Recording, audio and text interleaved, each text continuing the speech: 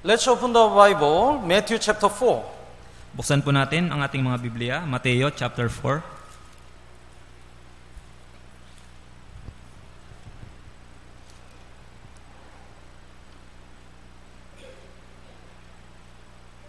Matthew chapter 4, verse 1 to 11. We will read alternatively with Brother JP. Mateo chapter 4 po, verses 1 hanggang 11. Babasahin po natin ang palitan. Mauna po ako. Pagkatapos nito, si Jesus ay dinala ng Espiritu Santo sa ilang upang tuksuhin ng dyablo. Siya ay 40 araw at 40 gabing nag-ayuno, pagkatapos ay nagutom siya. Dumating ang manunukso at sinabi sa kanya, "Kung ikaw ang anak ng Diyos, ipag-utos mo na ang mga batong ito ay maging tinapay." Ngunit siya'y sumagot, nasusulat, hindi sa tinapay lamang mabubuhay ang tao, kundi sa bawat salitang lumalabas sa bibig ng Diyos. Pagkatapos ay dinala siya ng dyablo sa banal na lunsod at inilagay siya sa taluktok ng templo. At sinabi sa kanya, "Kung ikaw ang anak ng Diyos, magpatihulog ka, sapagkat nasusulat, siya'y mag-uutos sa kanyang mga anghel tungkol sa iyo at aalalayan ka ng kanilang mga kamay. Baka masaktan ang iyong paa sa isang bato." Sinabi sa kanya ni Jesus, "Nasusulat din naman, huwag mong tutuksohin ang Panginoon mong Diyos." Muli, dinala siya ng dyablo sa isang napakataas na bundok at ipinakita sa kanya ang lahat ng mga kaharian sa sanlibutan at ang karangyaan ng mga ito. At sinabi niya sa kanya, "Ang lahat ng mga ito ay ibibigay ko sa iyo, kung ikaw ay magpapatira pa at sasamba sa akin." Sumagot sa kanya si Jesus, "Lumayas ka, Satanas, sapagkat nasusulat, sambahin mo ang Panginoon mong Diyos at siya lamang ang iyong paglingkuran." Pagkatapos nito ay iniwan siya ng dyablo at dumating ang mga anghel at pinaglingkuran siya. So today, we're gonna study the temptation of Satan. Ngayon po, pag-aaralan natin yung mga tukso ni Satanas. In Matthew chapter 3, we already studied the baptism. Jesus received the baptism. Sa Mateo chapter 3 po ay napag-aralan natin nang si Jesus ay tumanggap ng bautismo. When he received the baptism, the voice came from the heaven saying, "This is my beloved Son, in whom I'm well pleased." Nung natanggap ni Jesus ang pagbabautismo, nabuksan ang langit at ang tinig ng Diyos na nagsasabi, "Ito ang aking anak, sa kanya ako lubos na nalulugod." So after Jesus proved that he is the beloved Son of God, he was tempted in the wilderness. Kaya nga, pagkatapos na patunayan ni Jesus na siya ang minamahal na anak ng Diyos, siya ay dinala sa ilang upang tuksuhin. So it means after we get salvation, we cannot also avoid the Satan's temptation. Ibig sabihin po nito, maging tayo po, matapos tayong maligtas, hindi rin po natin maiiwasan yung mga tukso ni Satanas. But Jesus overcome all the temptation of Satan. The born-again Christian will overcome the temptation of Satan. Ngunit kung papanong napagtagumpayan ni Jesus ang mga tukso ni Satanas, ganun din naman ang mga ligtas na tao ay magtatagumpay sa mga tukso ni Satanas. So today, we're gonna study the temptation of Satan and how to overcome this temptation.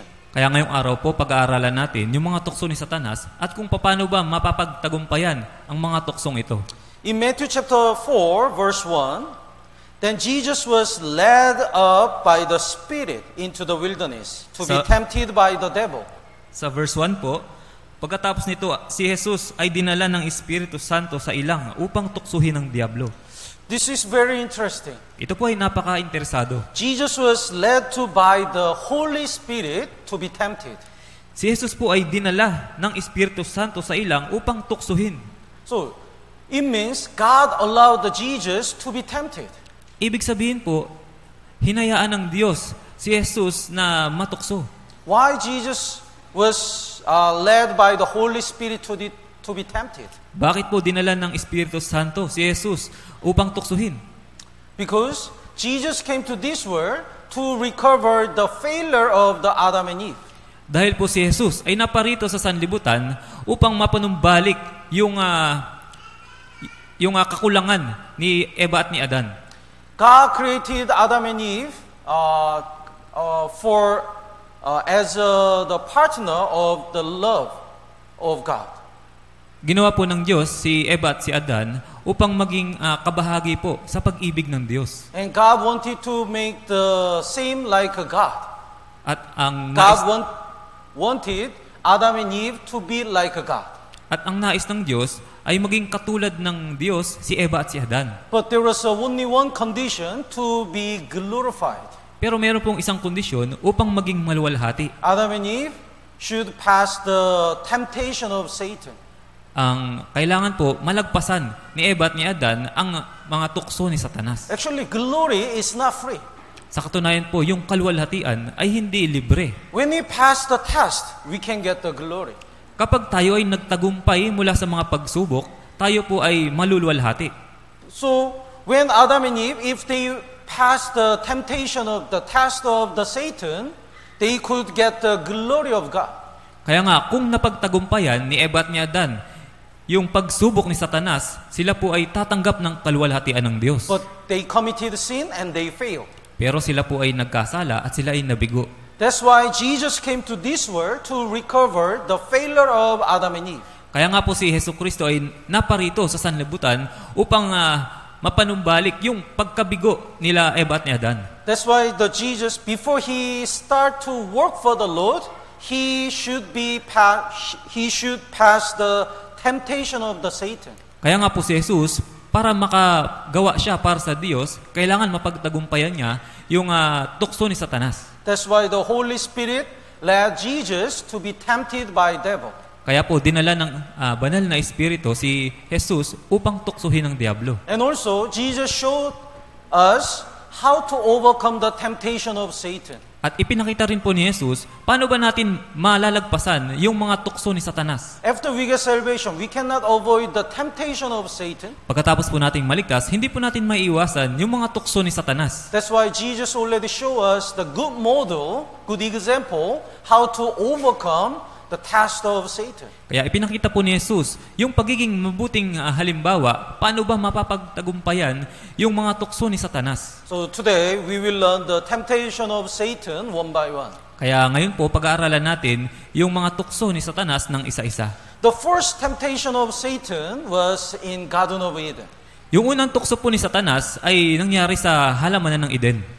Actually, we have to understand the purpose of the angel and purpose of the man are different. Una, kailangan po natin maunawaan na ang layunin ng mga tao at layunin ng mga anghel ay magkaiba. The angel is made for the ministering spirit. Ang mga anghel The po, ministering servant. ang mga anghel po ay nilikha upang maging mga espiritong tagapaglingkod. But man was created as a lover of God.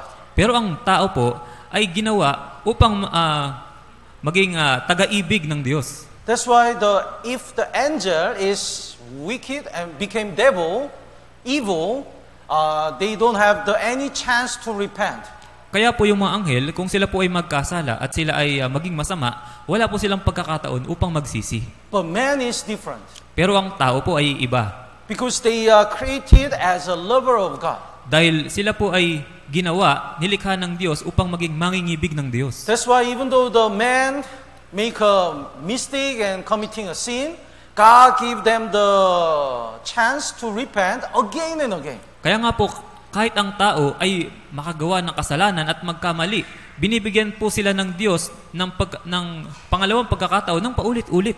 But angel is a servant, that's why he doesn't have any chance. Pero po ang mga anghel ay mga tagapaglingkod. Kaya po sila ay wala ng chance. Please mark the Matthew chapter 4 and let's look at the Hebrew chapter 1. Markahan po natin sa Matthew chapter 4 at punta po tayo sa Hebrews chapter 1. Hebrew chapter 1 verse 4. Verse 4, having become so much better than the angels, as he has the verse 14, chapter 1 verse 14. Chapter 1 verse 14 po. Let's read together, 3, 2, 1. Hindi ba silang lahat ay mga espiritong nasa banal na gawain na sinugo upang maglingkod sa kapakanan ng mga magmamana ng kaligtasan? Yes. The angels are the ministering spirits to serve the saved people. Yung mga anghel po ay mga espiritu na nasa banal na gawain para paglingkuran ang mga ligtas. There are three special angels: Meron pong tatlong espesyal na uri ng mga anghel. Gabriel, Michael, Lucifer. Si Gabriel, si Michael at si Lucifer. The Gabriel is the angel delivering the good news. Si Gabriel po, siya ay mensahero na nagdadala ng magandang balita. Michael is the angel for fight. Si Michael naman ay anghel para sa digmaan. But the Lucifer was the most beautiful angel. At si Lucifer naman po, siya yung pinakamagandang anghel. But Lucifer wanted to be like a God. Pero si Lucifer po ay gusto niya na maging katulad ng Diyos. He became evil. Siya po ay naging masama. That's why he was cast into this world and finally into the lake of fire. That's why he became the devil. At sa huli po siya ay tinapon dito sa sanlibutan at sa wakas siya ay tatapon sa impyerno at magiging si Satanas. Let's look at the Isaiah chapter 14. Tingnan po natin sa Isaías chapter 14. Here is the origin of the devil. Nandito po yung pinagmulan ng demonyo. The verse 12. Sa verse 12 po, How you are fallen from heaven, O Lucifer, son of the morning. How you are cut down to the ground, you who weakened the nations. ano't nahulog ka mula sa langit, o tala sa umaga, anak ng umaga. Paanong ikaw ay lumagpak sa lupa, ikaw na siyang nagpabagsak sa mga bansa. The meaning of Lucifer is the one who bring the morning. Ang ibig sabihin po ng Lucifer, siya yung nagdadala ng umaga. He was the most beautiful angel, Siya po yung pinakamagandang anghel. and he wanted to be higher than God. At gusto niya na maging higit pa kaysa sa Diyos. So verse 13 and 14, Brother JP, would you read? Sinabi mo sa iyong puso, ako'y aakyat sa langit, sa itaas ng mga bituin ng Diyos. Aking itatatag ang aking trono sa itaas. Ako'y uupo sa bundok na pinagtitipunan sa malayong hilaga. Ako'y aakyat sa itaas ng mga kaitaasan ng mga ulap. Gagawin ko ang aking sarili na gaya ng kataas-taasan. So, I will ascend above the height, above God. Ako'y aakyat sa pinakamataas, mas mataas pa kaysa sa Diyos. That's why God brought the Lucifer down to the world. Kaya nga ibinagsak ng Diyos si Lucifer dito sa sanlibutan. At the time, the 1/3 of all the angels following the Lucifer were brought down to the world together. Ng pagkakataong ito, yung ikatlong bahagi ng kabuang bilang ng mga anghel na tagasunod ni Lucifer ay ibinagsak din na kasama niya sa sanlibutan. So, the verse 15, basahin po natin ng sabay-sabay, 3, 2, 1. Gayon may ibinabaka sa Sheol, sa mga pinakamalalim na bahagi ng hukay. So, you shall be brought down to the soul, to the lowest depths of the pit. Gayon may ibinabaka sa Sheol, sa pinakamalalim na bahagi ng hukay. So, because of this pride, the angel Lucifer and his followers were brought down from the heaven to this world. Kaya nga po, dahil sa pagmamataas na ito ni Lucifer at ng kanyang mga anghel, sila po ay ibinagsak mula sa langit hanggang dito sa sanlibutan na ito. And finally, they will be cast into the hell, the lowest deep of pit. At sa wakas, sila po ay itatapon sa impyerno, sa pinakamalalim na bahagi ng hukay. Some people misunderstand about the hell and the Satan. Yung mga tao po nagkakaroon ng maling pagkakaunawa sa impyerno at tungkol kay Satanas. They think the hell is the kingdom of the Satan. Iniisip po nila, yung impyerno ay kaharian daw ni Satanas. They think the devil is the king in the hell. Iniisip nila na si Satanas, siya yung hari sa impyerno. No, this is the judgment place even for the Satan. Hindi po, dahil ang impyerno ay lugar ng kahatulan, maging para kay Satanas. Also, the hell was not for the man, but for the Satan only. Isa pa po, yung impyerno ay hindi naman talaga para sa tao, kundi para kay Satanas. Let's look at the Matthew chapter 25, Tignan po natin, Mateo chapter 25, verse 41. Mateo chapter 25, Verse 41, Brother JP, would you read? pagkatapos ay sasabihin niya sa mga nasa kaliwa, lumayo kayo sa akin, kayong mga sinumpa. Doon kayo sa apoy na walang hanggan, na inihanda sa diablo at sa kanyang mga anghel. Everlasting fire, hell, prepared for the devil and his angels. Sa apoy na walang hanggan, na inihanda sa diablo at sa kanyang mga anghel. So God made the hell for the angel and devil. Kaya nga po, ginawa ang impyerno para sa diablo at sa kanyang mga anghel. But if the people don't get salvation to the end, there is no other place but the hell. Pero kung ang mga tao ay hindi maliligtas hanggang sa wakas, wala nang ibang lugar para sa kanila kundi sa impyerno. So hell is not the kingdom of the devil. Kaya nga po yung impyerno ay hindi kaharian ng diablo. Hell is the place for the devil and the unsaved people to be judged. Yung impyerno po ay lugar para sa diablo at sa mga taong hindi naligtas upang sila ay hatulan. So anyway, God made the devil for achieving his will. Ganun pa man, God made the angels as his servant. ganun pa man po, nilikha ng Diyos yung mga anghel upang maglingkod sa Kanya. But God even allowed the devil, even the devil, to work in this world, because God can use even the devil to achieve his will. Pero hinayaan po ng Diyos na maging yung mga diablo, yung mga demonyo ay kumilos dito sa sanlibutan dahil yung kanilang paggawa ay ginagamit din na instrumento ng Diyos upang matupad yung kanyang kalooban. So sometimes it seems that the devil triumphed for a while, but finally we can see the victory of God. Sa una ay mukhang nagtagumpay yung mga demonyo, pero sa huli makikita natin yung pagtatagumpay ng Diyos. God used all the work of the even demons to achieve his will. Ginagamit ng Diyos maging yung mga gawain ni Satanas ng mga demonyo upang isakatuparan yung kanyang mga kalooban. But the purpose of the man is totally different. Pero ang layunin po para sa tao ay talagang iba. As a lover, God made the man. Bilang isang mangingibig, ginawa ng Diyos ang tao. In order to give the place which Satan wanted, God made the man. Upang ilagay doon sa pwesto na ninanais ni Satanas, ginawa ng Diyos ang tao para dito. That's the glorious seat for the man. Yun po yung pinakamaluwalhating luklukan para sa tao. But it was not free. Pero yun po ay hindi libre.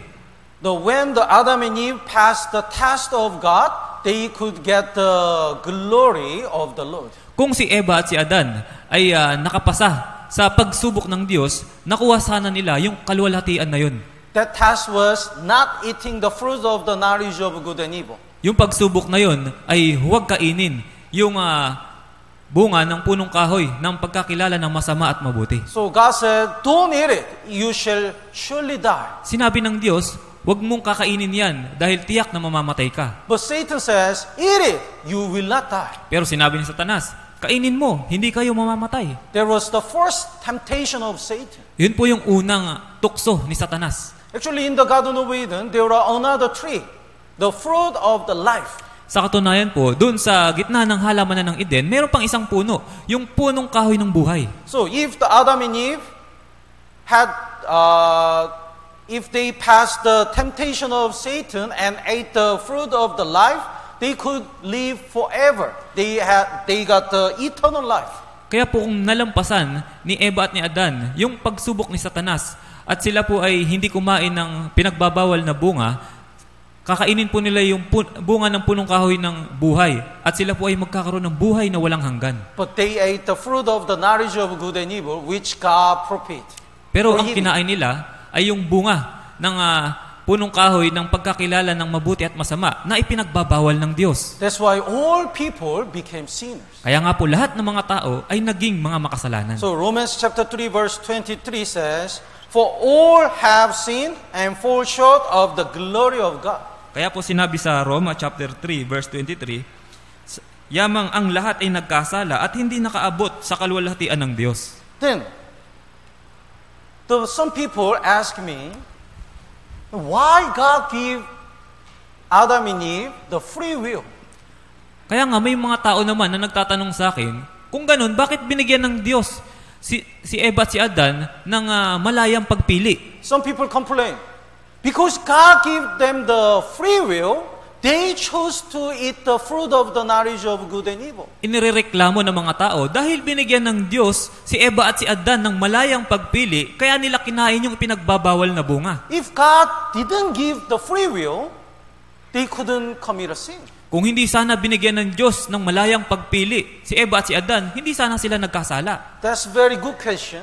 Magandang tanong po yan. Important thing is, God made the man as his lover.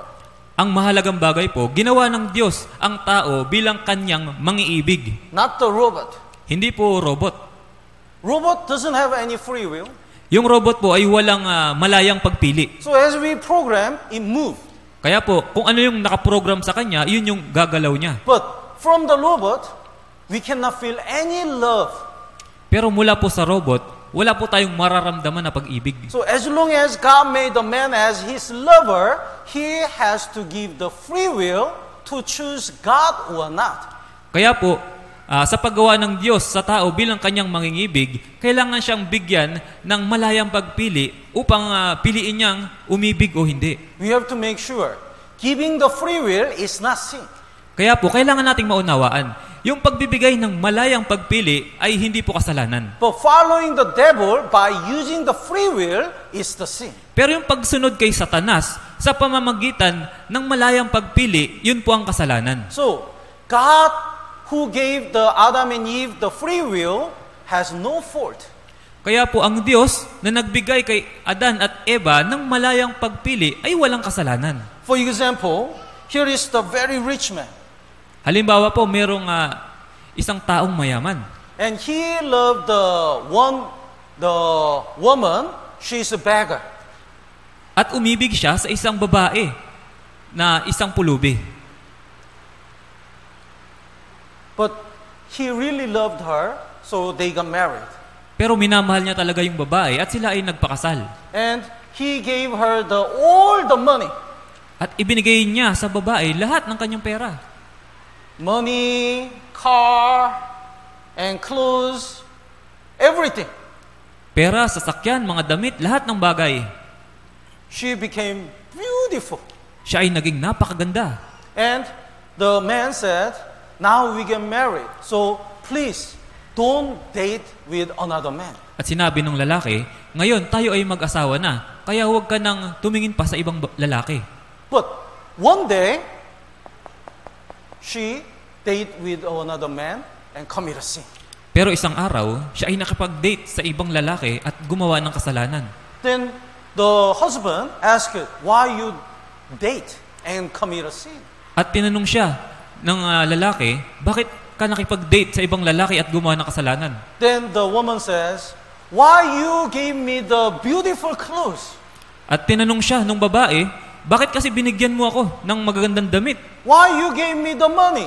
Bakit kasi binigyan mo ako ng pera? Because I have money, I can meet another man.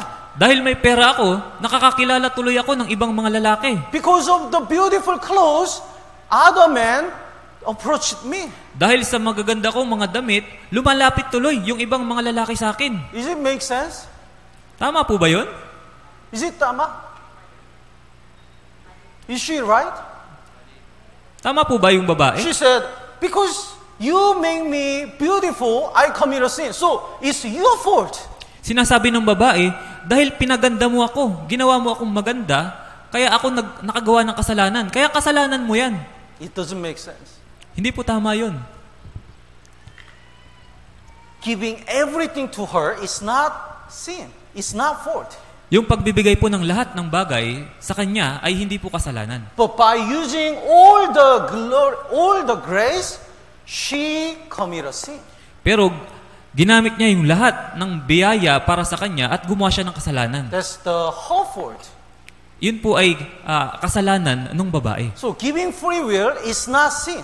Kaya po yung pagbibigay ng malayang pagpipili ay hindi po But kasalanan. man commit a sin, sin by using the free will, by using the God's grace. Pero ang mga tao ay gumagawa ng kasalanan sa pamamagitan ng malayang pagpili, sa pamamagitan ng biyaya ng Diyos. Let's look at Genesis chapter 3. Tignan po natin Genesis chapter 3. So in Genesis chapter 3, Satan tempted Eve. Sa Genesis chapter 3 po, tinukso ni Satanas si Eva. The verse 1, would you read? Ang ahas nga ay higit na tuso kaysa alinman sa mga mailap na hayop sa parang nanilikha ng Panginoong Diyos. Sinabi niya sa babae, sinabi ba ng Diyos, huwag ninyong kakainin ang mula sa alinmang punong kahoy sa halamanan? The Satan approached Eve as a form of serpent. Si Satanas po ay lumapit kay Eva sa anyo ng isang ulupong na Bible ahas. says he was more cunning than any beast of the world. Sinabi po ng Biblia, siya po yung higit na tuso kaysa alinmang mga hayop. Satan is so cunning. Siya po si Satanas po ay napakatuso. Look at this. He chose the first target, Eve. Tignan niyo po ito. Pinili niya yung kanyang unang target na si Eva. Why? Bakit po?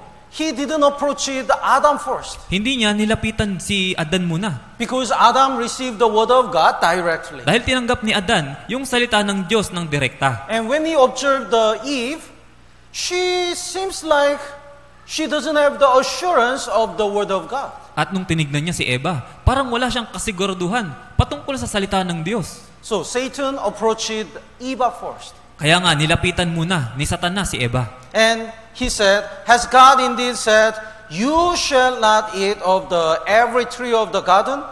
So what ninyong? What ninyong? Kaya sinabi niya, sinabi ba ng Diyos, huwag ninyong kakainin ang mula sa alinmang punong kahoy Actually, sa God halamanan? talked to Adam. Sa katunayan, ang Diyos po ay kinausap si Adan. Not Eva. Hindi po si Eva. But Satan says, did God say to you two, Adam and Eve? Kaya, It make the Adam feel better. The Eva feel better.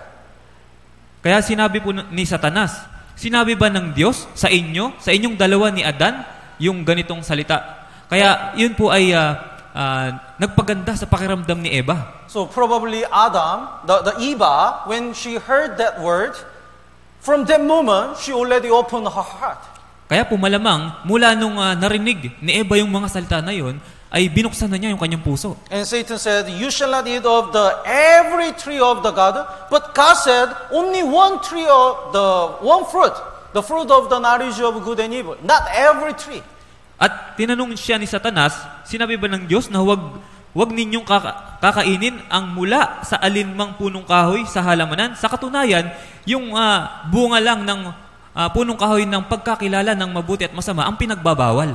So Satan tried to make God look like evil. Kaya sa katunayan, si Satanas, pinagmumukha niyang masama ang Diyos. Did God not allow all the tree? Sinabi ba ng Diyos na huwag niyong kakainin lahat ng mga bunga ng mga puno? Then verse 2, basahin po natin ng sabay-sabay, 3, 2, 1. At sinabi ng babae sa ahas, makakain namin ang bunga ng mga punong kahoy sa halamanan. And up to 3. 3, 2, 1. Subalit sinabi ng Diyos, huwag ninyong kakainin ang bunga ng punong kahoy na nasa gitna ng halamanan. Huwag din ninyo itong hihipuin, kundi kayo'y mamamatay. Actually, God only said, don't eat it. Sa katunayan, ang sinabi lang ng Diyos, huwag ninyong kakainin. But the Eva added one more verse. Pero dinagdagan ni Eva ng iba pang mga salita. You shall not eat it, nor shall you touch it. Sinabi niya, hindi pwedeng kainin, ni huwag din ninyo itong hihipuin. Bible surely says, don't take away some part from the Bible and don't add anything into the Bible. Sinabi po ng Biblia na huwag ninyong babawasan yung salita ng Diyos at huwag din ninyong dadagdagan ang salita ng Diyos. But Eva added boldly some part into the Word of God. Pero matapang na dinagdagan ni Eva yung salita ng Diyos. And she said, lest you die. So she is not sure about the Word of God. At sinabi niya, kundi kayo'y mamamatay. Kaya hindi po siya tiyak sa salita ng Diyos. That's why the Satan boldly said, the verse 4, you will not surely die. Kaya matapang na sinabi ni Satanas, tiyak na hindi kayo mamamatay. The Jesus said about Satan, Satan is the liar and father of the lie. Sinabi po ni Jesus tungkol kay Satanas, si Satanas ay isang sinungaling at ama ng kasinungalingan. And Satan tried to make the God more evil. At pinagmumukhang higit na masama ni Satanas ang Diyos. So verse 5, basahin po natin ng sabay-sabay, 3, 2, 1. Sapagkat nalalaman ng Diyos na kapag kayo'y kumain noon, ay mabubuksan ng inyong mga mata at kayo'y magiging kagaya ng Diyos na nakakakilala ng mabuti at masama. So, after Eva heard this temptation, the voice of Satan, the fruit looks so good. Kaya nga pagkatapos marinig ni Eva, yung mga salitang ito, yung mga panunuksong ito, yung bunga ay naging mukhang napakasarap. That's why Eva ate the fruit. Kaya nga, kinain ito ni Eva. The verse 6, basahin po natin ng sabay-sabay, 3, 2, 1. Kaya't nang makita ng babae na ang bunga ng punong kahoy ay mabuting kainin, nakakalugod sa paningin na dapat naisin upang maging matalino, siya ay pumitas ng bunga nito at kinain ito. At binigyan din niya ang kanyang asawa na kasama niya at siya'y kumain. Finally, Eva committed sin. Sa huli po ay nagkasala si Eva. Like this, the devil constantly provokes the lust of man. Kagaya po nito, palaging binubuyo, tinutokso ni Satanas yung pagnanais ng tao. He pushed our desire to drive away from the Lord. Itinutulak niya yung ating mga pagnanais, yung mga pagnanasa upang lumayo tayo sa Diyos. But Jesus came to this world to recover this failure of the man. Pero si Hesukristo ay pumarito sa sanlibutan upang lutasin ang pagkabigong ito ng tao. Even though Adam and Eve had everything in the Garden of Eden, they committed sin. Kahit na po si Adan at si Eva ay mayroon lahat ng mga bagay sa halamanan ng Eden, sila pa rin po ay nagkasala. But Jesus, even though He didn't have anything in this world, He overcame the temptation of Satan. Pero si Jesus, kahit na wala siya ng anumang bagay dito sa sanlibutan, ay napagtagumpayan niya yung tukso ni Satanas. And so when we look at the devil, he used the three main ways to tempt people.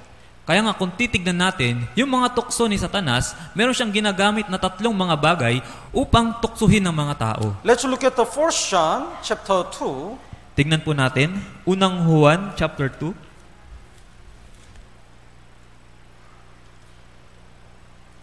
1 John chapter 2 verse 15 and 16. Unang Juan chapter 2 verses 15 and 16. Basahin po natin ng sabay-sabay. 3, 2, 1. Huwag ninyong ibigin ang sanlibutan, ni ang mga bagay na nasa sanlibutan. Ang pag-ibig ng Ama ay wala sa sinumang umiibig sa sanlibutan. Sapagkat ang lahat na nasa sanlibutan, ang masasamang pagnanasa ng laman, ang pagnanasa ng mga mata, at ang pagmamataas sa buhay ay hindi mula sa Ama, kundi sa sanlibutan. Devil used these three ways. Ginagamit po ng demonyo The yung lust tatlong bagay of the- na ito. The lust of the flesh, the lust of the eyes, and pride of life. Yung pagnanasa ng laman, pagnanasa ng mata, at yung pagmamataas sa buhay. In the eyes of the Eva, the fruit of the knowledge of good and evil, it looks good for food, and it was pleasant to the eyes, and a tree desirable to make one wise. It's the same meaning. Yung nakita ni Eva, ginamit po yung tatlong bagay. Yung pagnanasa ng mata. And when the Eva was tempted in these three ways, Si Eva po ay tinukso sa pamamagitan ng tatlong mga bagay na ito. and also Satan, Jesus was tempted in these three ways. At maging si Jesus po ay tinukso sa pamamagitan ng tatlong bagay na ito. And Satan also tempting us in these three ways. At tayo po ay tinutukso rin ni Satanas sa pamamagitan ng tatlong bagay na ito. Let's look at Matthew chapter 4. Let's go back to Matthew. Balikan po natin sa Mateo chapter 4. verse 3. Verse 3 po. Basahin po natin ng sabay-sabay. 3, 2, 1. Dumating ang manunukso at sinabi sa kanya, kung ikaw ang anak ng Diyos, ipag-utos mo na ang mga batong ito ay maging tinapay. Here is the strategy of Satan. Nandito po yung strategiya ni Satanas. Satan said, if you are the Son of God, Sinabi po ni Satanas, kung ikaw ang anak ng Diyos. Jesus is the Son of God, surely. Si Jesus po ang tiyak na anak ng Diyos. But Satan always make the doubt about our faith. Pero si Satanas po, binibigyan niya ng pagdududa yung ating pananampalataya. To Jesus, the Satan said, if you are Son of God. Sinabi niya kay Jesus, kung ikaw ang anak ng Diyos. Satan also tempt us like this. Satan make us have a doubt about God. Ganon din po tayo tinutukso ni Satanas. Sinisikap niya na magkaroon tayo ng duda sa ating pananampalataya. Are you really saved? Ikaw ba'y tunay na ligtas? If you are saved person, how can you commit a sin again and again? Kung tunay na ligtas ka, bakit ka nakakagawa ng kasalanan ng paulit-ulit? God is with you. Kasama mo ba ang Diyos? If God is with you, why you have so many difficulties and so many troubles? Kung kasama mo ang Diyos, bakit ang dami mong mga paghihirap at ang dami mong problema? Satan tried to make us doubt about God. Si Satanas, palagi niyang sinisikap na tayo ay magduda patungkol sa Diyos. In verse 6, sa verse 6 po, the Satan also said to him, this is the second test, if you are the Son of God, throw yourself down. If you are Son of God. If you are Son of God. At sinabi sa kanya, kung ikaw ang anak ng Diyos, magpatihulog ka. Ito po ay yung pangalawang pagsubok. Kung ikaw ay anak ng Diyos, magpatihulog ka. Faith is the assurance about God. Yung pananampalataya po ay ang katiyakan tungkol sa Diyos. Faith is the assurance of the Word of God. Yung pananampalataya ay katiyakan tungkol sa salita ng Diyos. But Satan always try to give us the doubt. Pero si Satanas po, palagi niyang sinisikap na tayo'y magkaroon ng pagdududa. Am I saved? Ligtas ba ako? God is with me? Kasama ko ba ang Diyos? This problem will be solved one day? Malulutas ba ang problemang ito sa isang araw? When we have a doubt, we become hopeless. Kapag tayo po ay nagkaroon ng alinlangan, pagdududa, tayo po ay mawawala ng pag-asa. When we have a doubt, we become depressed. Kung tayo po ay magkakaroon ng pagdududa, tayo po ay madidepress. This is the strategy of Satan. Ito po yung strategy ni Satanas. The verse 3, this is the first test of Satan. If you are the Son of God, command that these stones become bread. Sa verse 3 po, nandito yung unang tukso ni Satanas. Kung ikaw ang anak ng Diyos, ipag-utos mo sa mga batong ito na maging tinapay. So he used the lust of the flesh in the 1 John chapter 2 verse 16. Kaya po ginamit niya dito yung pagnanasa ng laman na nakasulat sa 1 John chapter 2 verse 16.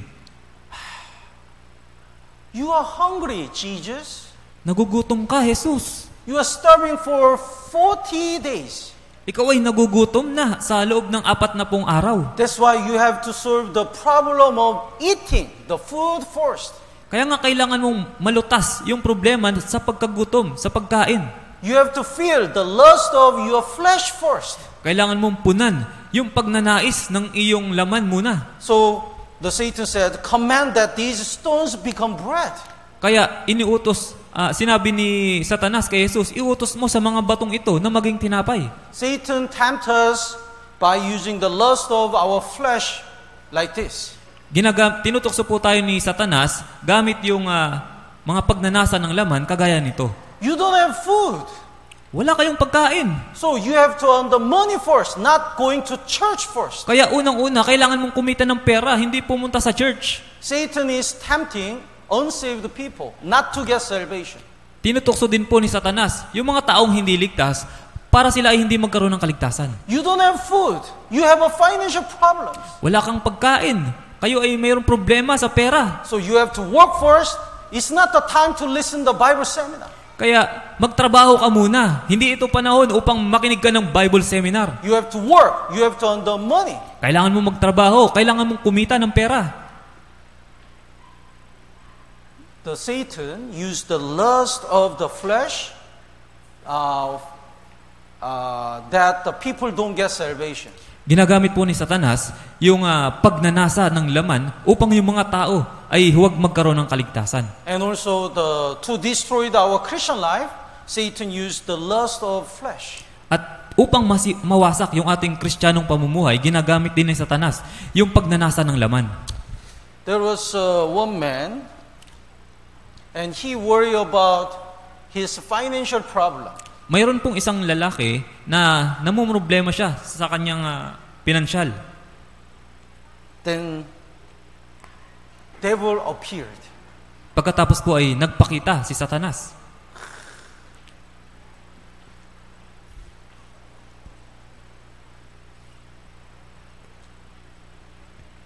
And he said,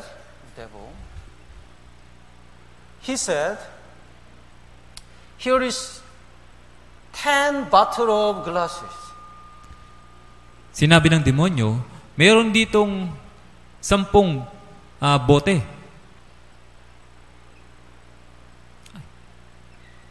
10 baso. And he said, do you need the money? Kailangan mo ba ng pera? Yes, I need the money. Oo, kailangan ko ng pera. Okay. Let's make a deal. Sige, magkaroon tayo ng kasunduan. Here's 10 bottle of glass, 10 glasses of water, and I put the poison in 1 bottle. Sige, ganito yung kasunduan natin. Meron ditong 10 baso ng tubig at papatakan ko ng lason yung isa sa mga baso. And if you drink and if you don't die, I give you the 1 million. 1 million peso. Kung iinom ka at hindi ka mamamatay, bibigyan kita ng 1 milyon. Then he think and think. At yung lalaki ay nag-isip. What if I die? Paano kung mamatay ako? But what if I don't die? Pero paano naman kung hindi ako mamatay? I can get the 1 million. Makakakuha ko ng 1 milyon. So he said, sige, let's do it. Kaya sinabi niya, sige, gawin natin. So he closed the eyes Kaya pinikit niya yung mga mata niya. and drank the 1 bottle of water. At kumuha siya ng 1 baso at ininom. He didn't die. At hindi siya namatay. Woo! I don't die. Hindi ako namatay. Give me 1 million. Bigyan mo ko ng 1 milyon ngayon. Then devil gave him the 1 million. At binigyan siya ng demonyo ng 1 milyon. Then for some months, he spent all money. At sa loob ng ilang buwan, naubos niya yung lahat ng pera. So he came to the devil again. Kaya lumapit na naman siya sa demonyo. May I try again? Pwede bang subukan ko ulit? Then devil says, okay. At sinabi ng demonyo, sige. If you don't die, I'll give you the 1 million. Kung hindi ka mamamatay, bibigyan kita ulit ng 1 milyon. Now, only 9 bottles of water left. Pero ngayon, 9 na baso na lang yung natitira. So he was more nervous. Kaya mas natakot siya. But he closed the eyes and chose 1 bottle and drank. Pero, pinikit niya yung kanyang mga mata, pumili ng 1 baso at ininom. And he didn't die. At hindi na naman siya namatay. Wow! 1 million again! Hindi na naman ako namatay. 1 milyon na naman. He got the 1 million. Nakakuha na naman siya ng 1 milyon. And whenever he spent all the money, the devil approached and he succeeded and got the 1 million again and again. At kapag nawawalan siya ng pera, lumalapit siya sa demonyo at binibigyan siya ng 1 milyon ng paulit-ulit. And finally, there are only 2 bottles of water. At sa huli, 2 basong tubig na lang yung natitira. But he spent all the money. Pero naubos na niya lahat ng pera. Then Satan said, you gonna try? Kaya sinabi ni Satanas, gusto mo bang subukan ulit? 50-50. 50-50 ngayon. He was so nervous, but okay, this is last time. Siya ay kabang-kaba, pero sabi niya, ito'y huli na. He closed the eyes and drank the 1 bottle of water. Pinikit niya yung kanyang mata at uminom ng 1 basong tubig. Then he didn't die. At pagkatapos, hindi pa rin siya namatay. So he was so happy. I got it. Kaya masayang-masaya siya. May 1 milyon na naman I ako. made it. 1 million again. May 1 milyon na naman ako. Then the devil laughed so loudly. At pagkatapos, Tumawa ng malakas si Satanas. I deceive you so wonderfully. Nadaya kita ng napakahusay. And he drank the last bottle of water. At ininom niya yung huling baso ng tubig. Nothing happened. Wala namang nangyari. Devil said, there is no poison. Wala namang talagang lason. Then he was wondered, then why you make a deal? Kaya nagtanong siya, kung ganun, bakit ka gumawa ng kasunduan? Look in your life. Sabi The niya, devil said, look in your life. sinabi ni Satanas, tignan mo yung buhay mo. In order to spend the money and in order to get the bed, you waste all your time. Para magkaroon ng pera at para magkaroon ng kasunduan, inubos mo lahat ng oras mo. Today is your last day. Let's go to the hell together. Ngayon, ang huling araw mo, tayo na ang magkasabay sa impyerno. Satan used the lust of the flesh. Ginagamit po ni Satanas yung pagnanasa ng laman. You need the money, so you have to go and busy to work. Ikaw, kailangan mo ng pera, kaya ikaw ay maging abala upang magtrabaho. You need the food and you need to support your family, so you have to work. Kailangan mo ng pagkain, kailangan suportahan mo yung iyong pamilya, kaya kailangan mong magtrabaho. It's not the time to listen the word of God. Hindi ito panahon para makinig ng salita ng Diyos. Satan always tempt people to follow the money and the lust of the flesh, so not to get salvation and also to destroy our Christian life. Kaya ginagamit ni Satanas na bilang panunukso yung pagnanasa ng laman, yung pera, upang tayo ay hindi magkaroon ng kaligtasan. But Jesus said, Matthew chapter 4, verse 4. Pero sinabi po ni Jesus sa Mateo chapter 4, verse 4, Basahin po natin ng sabay-sabay, 3, 2, 1. ngunit siya'y sumagot, nasusulat, hindi sa tinapay lamang mabubuhay ang tao, kundi sa bawat salitang lumalabas sa bibig ng Diyos. Man shall not live by bread alone, but by every word. Hindi sa tinapay lamang mabubuhay ang tao, kundi sa bawat salita. We have a flesh. Mayroon po tayong laman. Our flesh need the food. Yung laman natin ay nangangailangan ng pagkain. But we also have the spirit. Pero tayo po ay mayroon ding espiritu. Because of sin, our spirit is dead. Dahil po sa kasalanan, yung ating espiritu ay namatay. But when we listen to the word of God about the eternal redemption, our spirit is alive. Pero nung napakinggan natin yung salita ng Diyos, yung walang hanggang katubusan, yung ating espiritu ay nabuhay. So through the word of God, we are born again. Kaya nga sa pamamagitan ng salita ng Diyos, tayo'y naipanganak na muli. And even after we get salvation, we need the word of God to get the strength for our spirit. At kahit pagkatapos ng kaligtasan, kailangan natin ng salita ng Diyos upang magkaroon ng kalakasan para sa ating espiritu. So the meaning, Jesus said, man shall not live by the bread alone, but by word that proceeds from the mouth of God. It means we must listen to the word of God first. Kaya nga ang ibig sabihin ni Jesus dito sa sinabi niya na hindi sa tinapay lamang mabubuhay ang tao, kundi sa bawat salitang lumalabas sa bibig ng Diyos, ibig sabihin, unahin natin yung salita ng Diyos. It means the eating the food is not the first. Ang ibig sabihin, yung pagkain ng pagkain ay hindi ang pangunahin. By the word of God, our spirit should alive, and by the word of God, we have to get the strength first.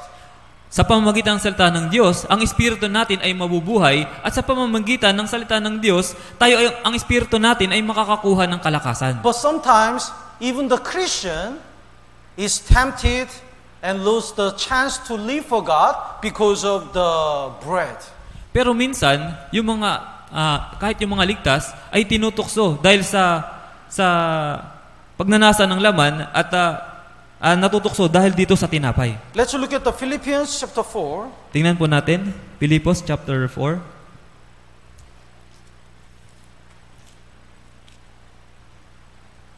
Philippians chapter 4, verse 11 and 12. Filipos chapter 4, verses 11 at 12. This is Apostle Paul's testimony. Ito po ay patotoo ni Apostol Pablo. He learned how to obey God in any situation. Natutunan niya kung paano sumunod sa Diyos sa anumang kondisyon. The verse 11 and 12, would you read? Hindi sa nagsasalita ako dala ng pangangailangan, sapagkat aking natutuhan ang masiyahan sa anumang kalagayang aking kinaroroonan. Marunong akong magpakababa at marunong din akong magpakasagana. Sa bawat bagay at sa lahat ng bagay ay natutunan ko ang lihim sa kabusugan at maging sa kagutuman at maging sa kasaganaan at maging sa kasalatan. So, see, the Apostle Paul was sometimes poor, sometimes abound. Kaya minsan, si Apostol Pablo ay naghihirap, minsan naman siya ay sagana. Sometimes he couldn't eat, sometimes he couldn't sleep.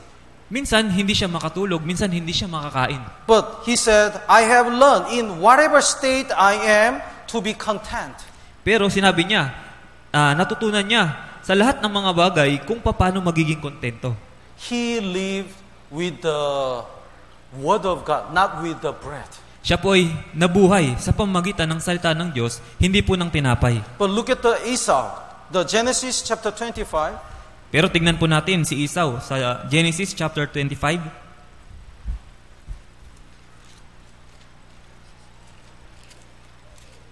When he came home from the hunting, he was so hungry. Nung siya po ay umuwi mula sa pangangaso, siya po ay gutom na gutom. At the time, his younger brother, Jacob, made the stew.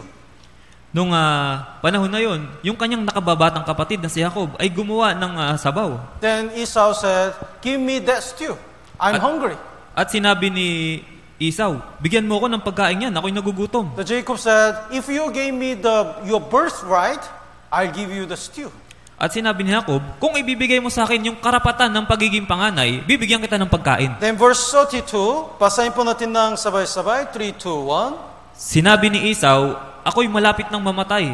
Ano ang mapapakinabang ko sa pagkapanganay? So he said, look, I'm about to die. Kaya sinabi niya, tingnan mo, ako'y malapit ng mamatay. He couldn't endure, he's starving. Hindi na niya matiis pa yung kanyang gutom. So he said, what is this birthright to me? Anong mapapakinabang ko sa pagkapanganay ko? Birthright is the way to receive the God's blessing. Yung karapatan sa pagiging panganay, yun ay paraan upang matanggap yung pagpapala ng But Diyos. he exchanged his birthright to fill his hunger. Pero ipinagpalit niya yung karapatan bilang panganay sa kapalit ng kanyang gutom. So he lived for the bread, not for the word of God. Siya po ay nabuhay para sa tinapay, hindi sa salita ng Diyos. These days, many people following the food and the lust of the flesh. Sa mga araw po ngayon, maraming mga tao ang sumusunod sa pagkain at sa pagnanasa ng laman. They don't follow the word of God. Hindi po sila sumusunod sa salita ng Diyos. That's why they cannot get salvation. Kaya nga po, hindi sila magkaroon ng kaligtasan. Even after we get salvation, if we don't follow the word of God, the Satan can destroy our Christian life. Kahit pagkatapos po nating maligtas, kung hindi tayo susunod sa salita ng Diyos, maaring wasakin ni Satanas ang ating kristyanong pamumuhay. Look at the Iscariot Judas. Kaya tingnan niyo po si Judas Iscariote. He exchanged Jesus with the 30 silvers. Ipinagpalit niya si Jesus sa 30 pirasong pilak.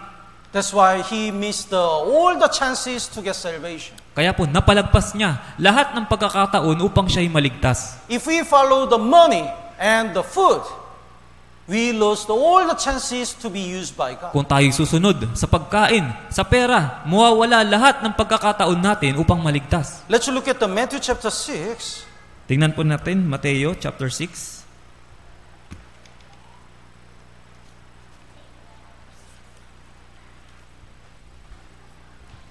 Verse 25. Verse 25. Basahin po natin ng sabay-sabay. 3, 2, 1. Kaya nga, sinasabi ko sa inyo, huwag kayong mabalisa sa inyong buhay kung ano ang inyong kakainin o kung ano ang inyong iinumin, kahit sa inyong katawan kung ano ang inyong isusuot. Hindi ba higit ang buhay kaysa pagkain at ang katawan kaysa damit? So, Jesus said, do not worry about your life. Kaya nga po sinabi ni Jesus, huwag kayong mabalisa sa inyong buhay. Actually, our life is most important, right? Sa katunayan, yung ating buhay, yung pinakamahalaga, di ba? But Jesus said, what you will eat, do not worry what you will eat and what you will drink. Pero sinabi ni Jesus, wag kayong mag-alala tungkol sa inyong kakainin o sa inyong iinumin. Why? Bakit po? Because Jesus can have what we need. Dahil kaya tayong tulungan ni Jesus sa ating mga pangangailangan. So Jesus said, if you live for God, God will work, God will help your life. Sinabi ni Jesus, kung ikaw ay gagawa para sa Diyos, tutulungan ng Diyos ang iyong buhay. So verse 33, basahin po natin ng sabay-sabay, 3, 2, 1. Ngunit hanapin muna ninyo ang kanyang kaharian at ang kanyang katuwiran, at ang lahat ng mga bagay na ito ay pawang idaragdag sa inyo.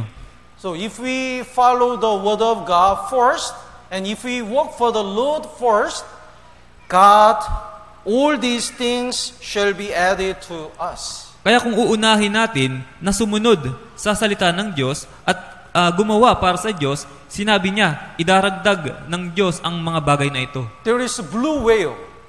Meron pong blue whale. It eat the shrimp or the food, the more than 8,000 kilogram every day, one single day.